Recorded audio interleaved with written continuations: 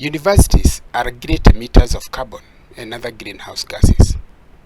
However, their impact is largely ignored because it is assumed that their main enterprise is academia and does not emit a lot of carbon as compared to other forms of enterprises.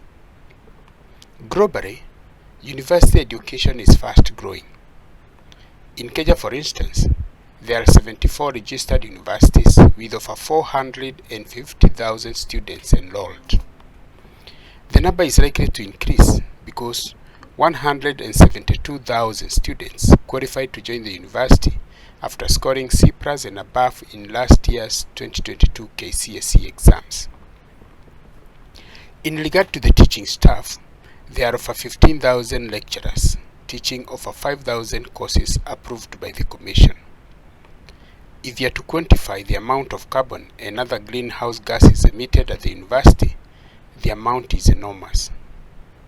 World Bank estimates that the average carbon footprint per person is around 4.8 metric tons per year. This implies that Kenyan university students produce over 2.2 million metric tons of greenhouse gases per year. 7% of this emission is related to paper use and printed material consumption. The reason for this is that most instructors at the university still use the traditional way of teaching, whereby they send reading materials and assignment to students via emails or upload them to learning management systems. Since reading online is expensive, students print the materials instead.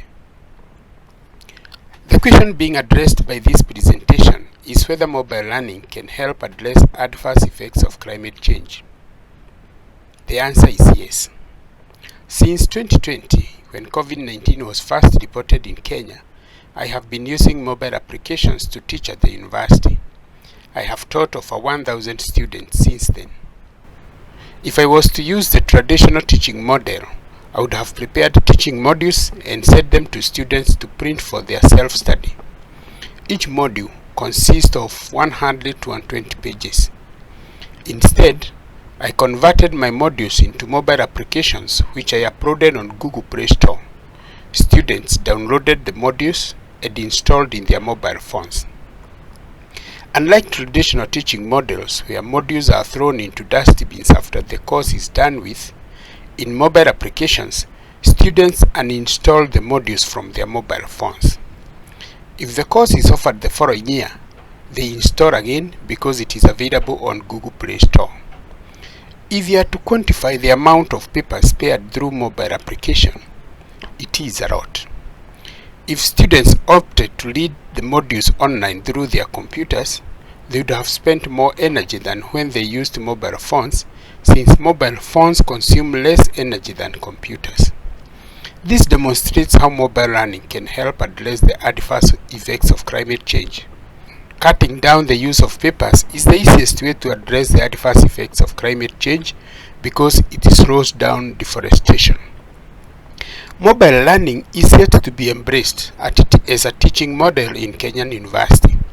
This is because of lack of awareness about benefits of mobile learning. To create awareness about mobile learning at the university, I have launched a project dubbed Download a Tree Initiative. The initiative has multiple objectives. The first objective is to plant at least 1 million trees in 5 years.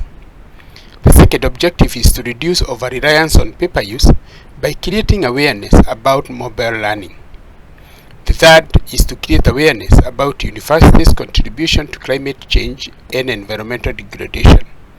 And the fourth objective is to build capacity of lecturers to transition from traditional teaching models to mobile learning.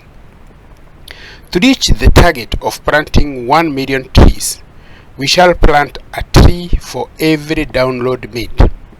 This will require training and supporting faculty members to transition from traditional teaching models to mobile learning. This will result to many teaching modules being made available in mobile format. Hence, it will reduce over-reliance on paper use.